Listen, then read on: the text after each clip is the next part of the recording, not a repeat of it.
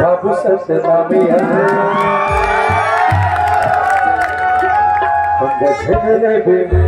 बाबू सतनामी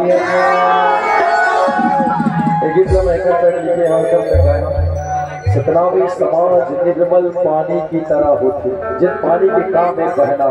प्यासा की प्यास बुझाना। हम अपन से पहले कभी लड़न नहीं। बाबू सतनामी बाबू सतनामी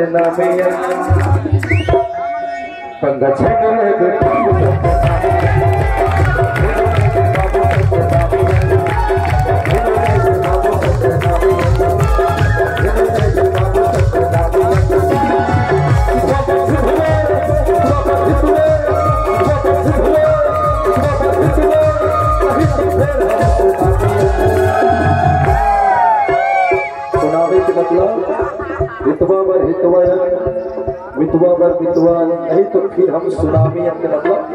वो शख्स औरंगजेब जो कभी हार नहीं देखे पर लाइफ में जीवन में औरंगजेब वो 50 साल तलवार के बदौलत राज करे, वैसा औरंगजेब से बनावी समाज खुलना बटिका दे रही है।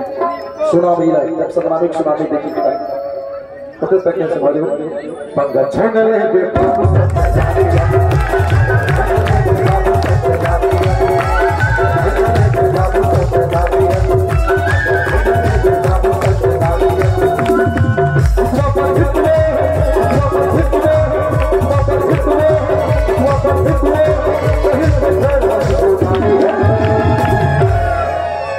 पंगा छंगले बेटा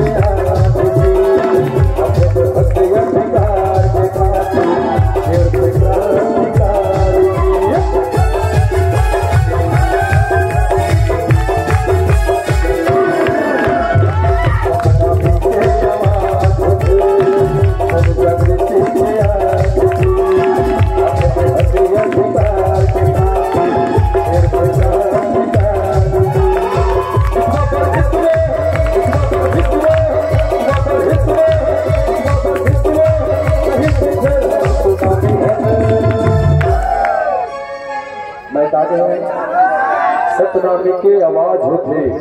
और जन जागृति के आगे जी और अपन हक अधिकार के खातिर हम छेड़छाड़ क्रांतिकारी जी।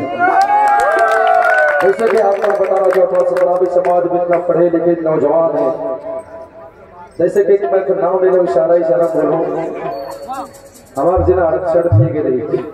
हमारा आरक्षण में समाप्त